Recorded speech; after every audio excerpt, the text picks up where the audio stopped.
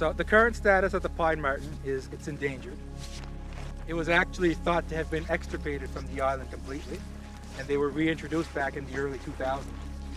We're more or less going through and trying to follow up to see what the status of that population that was reintroduced in the early 2000s is. Softwood dominated is what marten wants, and trees have to be about 6 meters or taller. That thick stuff over there, that's what they'll live in. But then like when they hunt at the edge of it, and then generally this is what it's gonna look like.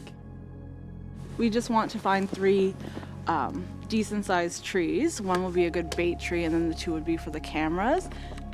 And then we'll get any animal that comes to our bait tree. In this case, the bait is beaver carcass.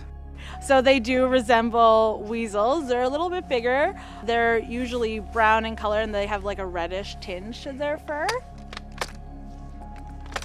So provincially, we do have a list of species at risk, but then also within Mi'kmaq culture and our society, we also have some culturally significant species, and there are a lot of overlap.